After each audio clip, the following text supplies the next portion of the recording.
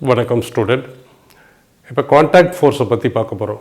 ஒரு black, suppose இப்படி ஒரு பிளாக், இது சர்ஃபேஸு. இந்த சர்ஃபேஸில் ஒரு பிளாக் இப்படி நம்ம வச்சுருக்கோம். This is a block. இது சர்ஃபேஸ். சர்ஃபேஸ் வைக்கிறோம். காண்டாக்ட் ஃபோர்ஸ்னு ஃபஸ்ட்டு இந்த body tend to move this. So force இந்த பக்கம் நம்ம அப்ளை பண்ணோம்னா frictional force, static frictional force. Body ரெஸ்ட்டில் இருக்குன்னு அர்த்தம். ஸ்டாட்டிக் ஃப்ரிக்ஷனல் ஃபோர்ஸ் இந்த பக்கம் அடிக்கும், இந்த பக்கம் இருக்கும். ஸோ அதோட நார்மல் ரியாக்ஷன், அதோட வெயிட் எம்ஜி இங்கே ஆக்ட் பண்ணும். அண்ட் நார்மல் ரியாக்ஷன் எப்படி இருக்கும்? பர்பண்டிகுலர் நார்மல் இந்த பாடி இது மேலே ஒரு நார்மல் ரியாக்ஷன் கொடுக்கும், நார்மல் ரியாக்ஷன் கொடுக்கும். So F is equal to force of friction and capital F is equal to applied force and N is equal to normal reaction. Okay. இப்போ F's contact surface நம்ம எப்படி F surface force or contact force, surface force or contact force எப்படி நம்ம define பண்ணலாம்? Is equal to resultant of எஃப்னு வச்சுக்கோது. Static condition தான் இருக்குது. Resultant of F square plus N square. எப்படி? சி எஃப் வெக்டர் இப்படி இருக்குது, என் வெக்டர் இப்படி இருக்குது. அதோட ரிசல்டன்ட் தான் F CRFS, that is surface or contact force. இப்படி இருக்கும். நம்ம இதை வந்து என்ன பண்ணால் ட்ரையாங்கிளாக யூஸ் பண்ணால், அப்படி இல்லைன்னா லா ஆஃப் பேரலோகிராம். இந்த தூக்கி இந்த பக்கம் போட்டல, இது தூக்கி இந்த பக்கம் போட்டல. நம்ம இந்த பக்கம் போட்டோம்னா இந்த ஃபோர்ஸை தூக்கி நம்ம இந்த பக்கம் போட்டோம்னா இது இப்படி வரும், இது இப்படி போய் இப்படி வரும். ஸோ இதை தூக்கி நம்ம இது திஸ் இஸ் நார்மல் இப்படி போகுது, இது எஃப் இப்படி போகுது. ஸோ இதை பார்த்தோம்னா this is normal. So this is F surface force. இதுதான் F surface force. It means இது ஒரு வெக்டர், இது ஒரு வெக்டர். இந்த வெக்டர் வந்து see the component of force FC, the component of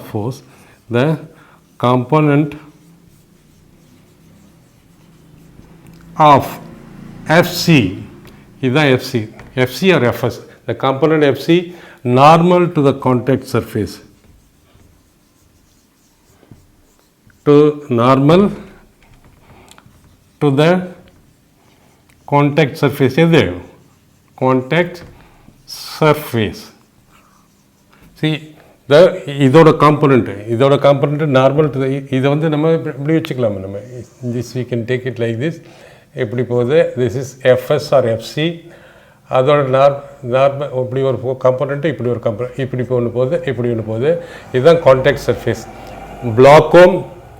இந்த பிளாக்கும் சர்ஃபேஸும் காண்டாக்ட் பண்ணுறது கான்டாக்ட் சர்ஃபேஸ். இது normal to the contact surface is nothing but normal reaction. Normal to the contact surface is normal reaction,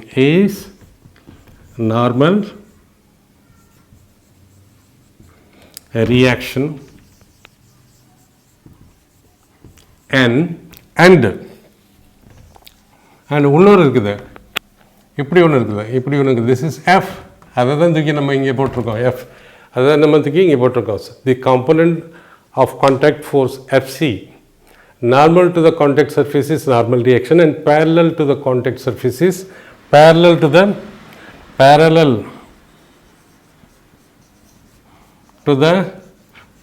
the contact surface is frictional force. நல்லா பாருங்க, இந்த contact surface, இதுதான் contact surface. அதுக்கு பேரலாக இருக்கிறது frictional force, அதுக்கு நார்மலாக இருக்கிறது நார்மல் ரியாக்ஷன். ரெண்டோட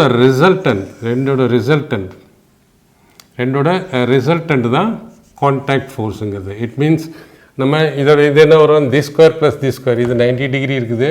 so we can say the square plus the square is equal to Pythagoras theorem use பண்ணலாம். because it is a right angle triangle. It means FC square is equal to n square normal reaction square plus f square or fc or fs, that is surface of contact force, is equal to under root normal reaction oda square plus frictional force oda square. This is the normal reaction, right? So the resultant vector of frictional force and normal reaction is called surface force or contact force. Angle of friction theta வச்சுக்கோங்க. What is angle of friction? See, ஒரு black மேலே force கொடுத்தோம்னா frictional force இந்த பக்கம் போகும், ஒரு normal reaction வந்து இப்படி போகும், normal reaction. So as usual the weight will be like this mg. Definition என்ன சொல்லுது? The angle, ஒரு angle which the resultant force of limiting friction and normal reaction. See, இது limiting friction, இது normal reaction n, அதோட resultant ஏற்கனவே பார்த்தோம். அந்த ரிசல்ட்டில் தான் நம்ம சர்ஃபேஸ் ஆர் கான்டாக்ட் ஃபோர்ஸ்ன்னு சொல்கிறோம். இங்கே நம்ம ரிசல்டன்ட் சொல்லுவோம். ரிசல்டன்னா இது எப்படி போகுது, இது எப்படி போகுது, இதை தூக்கி இங்கே போட்டுக்கிட்டோம்னா இது என்ன வரும்? This is resultant force, this is normal force. இதை தூக்கி இங்கே ஈக்குவலன்ட் வெக்டரை இங்கே போட்டோம்னா இதுதான் ரிசல்டன்ட். ஃப்ரிக்ஷனல் ஃபோர்ஸுக்கும் நார்மலுக்கும் உள்ள ரிசல்டன்ட் இதுதான் ரிசல்டன்ட்டு. இந்த ரிசல்டன்ட் இந்த நார்மல் ரியாக்ஷனோட என்ன ஆங்கிள் பண்ணுதோ அதை தான் ஆங்கிள் ஆஃப் ஃப்ரிக்ஷன் சொல்கிறோம். Simply to say, the angle which the resultant of force of limiting friction and normal reaction n is a resultant makes with normal reaction. இந்த resultant making with இது ரெண்டோட resultant making with normal reaction, அதுதான் நம்ம angle of friction சொல்லுவோம். So நமக்கு எல்லாம் தெரியும், F limiting friction is equal to mu s into n, or mu s என்ன வரும்? mu s is equal to என்ன வரும்? frictional force divided by s வரலாம், இல்லை s இங்கே வந்தால் இங்கே s தான் வரும். s தான் limiting frictional force. s வராது, fs வருது. So f is equal to நமக்கு என்ன தீட்டா வேணும்? tan தீட்டா எடுப்போம். tan of theta என்ன வருது? tan of theta is equal to, இது வந்து theta, this is theta, opposite side by adjacent side, that is equal to fl by fl. This is fl and this is normal reaction. fl by என்ன வரும்? is equal to mu into s, where mu s is equal to coefficient of static friction. So நம்ம இதை இப்படி சொல்லலாம், tan theta theta என்ன வரும்? theta is equal to angle of friction is equal to tan inverse, இது தூக்கி அங்கே போட்டோம்னா tan inverse mu into s. So இதை நம்ம சிம்பிளி சொல்கிறோம், இந்த tan of angle of inverse is equal to coefficient of, இந்த இதில் வரும் tan theta is equal to, இது எப்படி நம்ம சொல்லலாம்? இந்த tan of angle of friction is equal to coefficient of static friction அப்படின்னு சொல்லலாம். So that is angle of friction is equal to tan inverse mu s, that is tan inverse of coefficient of static friction. The coefficient of friction between block and the inclined plane is 0.7. So mu is equal to 0.7. Find the frictional force acting on the block if the force applied by the inclined plane. கேட்டிருக்காங்க. First என்ன பண்ணும்? Frictional force, find the frictional force. First frictional force கண்டுபிடிக்கணும். So first நம்ம free body diagram போடணும். So MG இப்படி act பண்ணோம். இப்படி act பண்ணுச்சுன்னா நம்ம இந்த பிளேனுக்கு என்ன பிளேனுன்னு வந்து நம்ம இந்த பிளேனுக்கு தான் நம்ம அதை பண்ணுவோம், ரிசால்வ் பண்ணுவோம். ஸோ இப்படி வரும்போது so this will be 37. Already நான் எக்ஸ்பிளைன் பண்ணியிருக்கேன் பல தடவை, பல வீடியோஸில் இதை எக்ஸ்பிளைன் பண்ணிட்டேன். இது 37 இருந்தால் 37 இருக்கும். ஏன்னா இது 90, இது 90 மைனஸ் தீட்டா, இது தீட்டா, இது ரெண்டு 90 இருக்கிறதுனால 37 37 இது இப்படி வரும், இது இப்படி வரும். ஸோ அப்படி இருக்கும்போது இது தீட்டாவுக்கு பக்கத்தில் இருக்குது ஹைபாட்னியூஸ் இன்ட்டு காஸ் 37. இது வந்து hypotenuse into sine 37.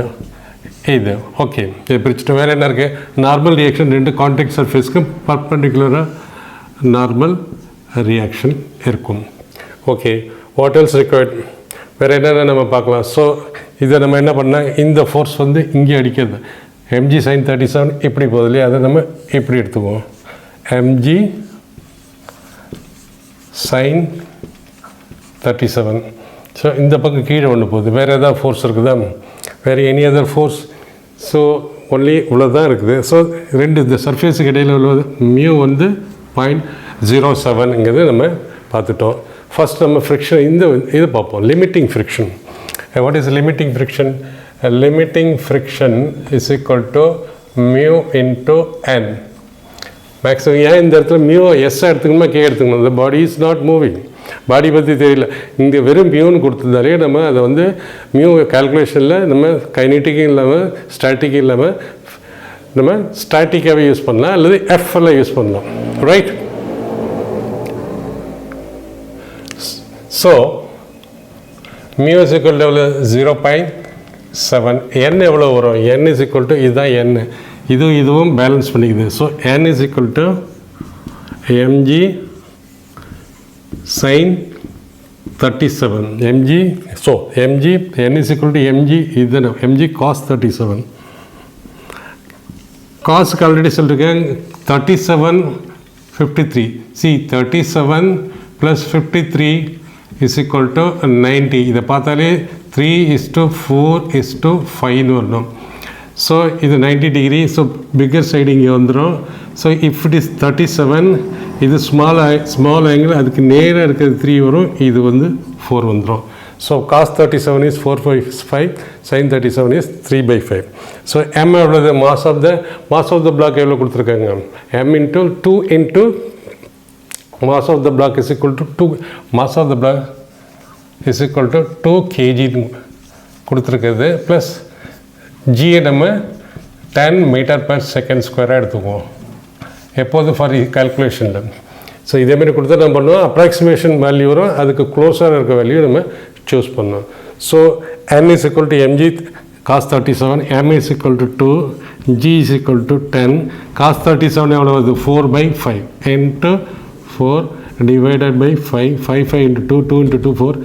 So n is equal to 16 Newton. So நம்ம n கண்டுபிடிச்சிட்டோம்.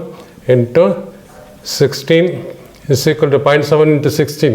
0.6 into 7, 11.2 Newton FL. So FL கண்டுபிடிச்சிட்டோம். அடுத்தது நம்ம F கண்டுபிடிப்போம், அப்ளைடு ஃபோர்ஸ். ஸோ இதில் அப்ளைட் ஃபோர்ஸ் எது அப்ளைட் ஃபோர்ஸாக வர முடியும்? அப்ளைட் ஃபோர்ஸ் எதாக வர முடியும்? பாடி வந்து இந்த பிளாக்கை இந்த இன்க்ளைன் பிளேனில் எந்த பக்கம் ட்ரை பண்ணும், மூவ் பண்ண? இப்படியா அல்லது இப்படியா? ஏன்னா எந்த ஃபோர்ஸ் அது மேலே ஆக்ட் பண்ணல, but force due to this component தான் ஆக்ட் பண்ணுது. அப்போ ஃபோர்ஸ் என்னது? mg sin 37 ஒரு காம்பனண்ட் இந்த பக்கம் ஆக்ட் பண்ணுது. ஸோ பிளாக் இந்த பக்கம் மூவ் ஆக ட்ரை பண்ணும். மோஷன் இந்த பக்கம் மூவ் ஆக ட்ரை பண்ணுச்சுன்னா ஃப்ரிக்ஷனல் ஃபோர்ஸ் வந்து ஆப்போசிட் சைடில் இருக்கும் frictional force. So motion body will move this way or tend to move. இப்படி மூவ் பண்ணலாம் அல்லது மூவ் பண்ண ட்ரை பண்ணலாம். அப்போ மூமெண்ட்டுக்கு எகேன்ஸ்டாக ஃப்ரிக்ஷனல் ஃபோர்ஸ் இருக்கும். ஸோ ஃப்ரிக்ஷனல் ஃபோர்ஸ் எவ்வளவு நம்ம தான் கண்டுபிடிச்சிட்டோம். Limiting friction is equal to எவ்வளோன்னு கண்டுபிடிச்சிட்டோம். ஃபோர்ஸ் எவ்வளோ இருக்கும்? So force is equal to what is force? Force is equal to force என்ன? இதுதானே ஃபோர்ஸ் கொடுக்குது. mg sin 37. mg sin 37. m is equal to 2, g is equal to 10, sin 37 is equal to 3/5. 3/5. So 2 into 2 4, 12 Newton. So force is equal to 12 Newton and n is equal to 16 Newton கண்டுபிடிச்சிட்டோம் நம்ம. So இப்போ இங்கே நம்ம நல்லா பார்க்கலாம், எது பெருசாக இருக்குது? ஃபோர்ஸ் பெருசாக இருக்கா, ஃப்ரிக்ஷனல் ஃபோர்ஸ் பெருசாக இருக்கா? See, force is equal to 12 Newton, friction force is equal to 12.5 Newton. So it means force is greater than frictional. So LM, LS, this is the maximum static friction, Fs maximum. So that நம்ம limiting friction சொல்லலாம். So F is equal to FL. So force is greater. So body will tend to move downward. ஏன்னா இந்த frictional force, இது எவ்வளவு? frictional force is equal to 11.2 Newton. இங்கே force எவ்வளோ இருக்குது? force is equal to 12 Newton. So body will tend to move this way. So frictional force acting on the block is equal to, this is the frictional force, maximum force, frictional force, static frictional force, that is limiting frictional force is applied on this one. So this is equal to 11.2. First is 11.2 Newton. Second என்ன கேட்டிருக்காங்க? force applied by the inclined plane. See, இங்கே ஒரு force இருக்குது, இங்கே ஒரு force இருக்குது, இங்கே ஒரு ஃபோர்ஸ் இருக்குது. Force applied by this incline plane. ஏற்கனவே நம்ம சொல்லியிருக்கோம், the force applied by the incline plane surface, force by the surface or contact force is equal to under root நார்மலோட ஸ்கொயர் ப்ளஸ் ஃப்ரிக்ஷனல் ஃபோர்ஸோட square. இங்கே frictional force வந்து 11.2. So this is equal to normal square இருந்தால் 16 square friction 11.2 square. 11.2 நமக்கு இங்கே answer கொடுத்துருக்காங்க. சரி, competition examination ஒன்று நல்லா கவனிக்கணும். ஒரு ஆன்சர் அப்ராக்சிமேட்டாக எடுக்கலாம். அப்ராக்சிமேட்டாக எடுத்தால் ஏதாவது ஒரு வேல்யூக்கு க்ளோஸாக இருக்கும். அப்போ மற்ற வேல்யூலாம் நம்ம விட்டுடலாம். எக்ஸாக்டாக போடணும்னு அவசியம் இல்லை, கேல்குலேட் பண்ணிகிட்டு இருக்க முடியாது. நம்ம அப்ராக்சிமேட்டாக போடுவோம். ஸோ 16 ஸ்கொயர் வந்து 256 ப்ளஸ் 11 ஸ்கொயர் வந்து 121. ஒன்று தான் equal to under root 377. 377 square root என்ன? 19 ஸ்கொயருக்கும் 20 ஸ்கொயருக்கும் இடையில இருக்குது. ஸோ இது 19 ஸ்கொயருக்கும் 20 ஸ்கொயருக்கு இருக்குது. So 19 point. So force apply, second question, force applied by the incline plane. Force applied by inclined plane. Inclined plane is equal to 19.4 newton. So இதுதான் நமக்கு answer வருது. 377. 19க்கும் 90 ஸ்கொயருக்கும் 20 square இருக்குது. ஸோ 19க்கும் 20க்கு இடையில இருக்க முடியும். 90க்கும் 20க்கு இடையில ஆங்கிள் வந்து இது வருது. 30 வந்து ரொம்ப தூரத்தில் இருக்குது, 10 ரொம்ப தூரத்தில் இருக்குது. But this is close. This is the answer. காம்படிஷனில் எப்போதும் நம்ம அப்ராக்சிமேட்லி 11.2 11.2 11.2 ஸ்கொயரில் கண்டுபிடிக்க வேண்டாம். அதை அப்ராக்சிமேஷனாக எடுங்க. வர்ற வேல்யூ 18 வந்தால் கூட 20 தான் ரைட் ஆன்சர். ஏன்னா 18ஓட க்ளோஸாக இருக்கிறது 20 தான். 21 வந்தாலும் இதுதான் answer. So don't worry. So first கொஸ்டினுக்கு the frictional force acting on the block வந்து 11.2 newton and force applied by this incline plane is equal to frictional force square normal reactional square under root. அது ஏற்கனவே நம்ம பார்த்துருக்கோம் நம்ம. So which is equal to 20 as per this given answer 20 Newton.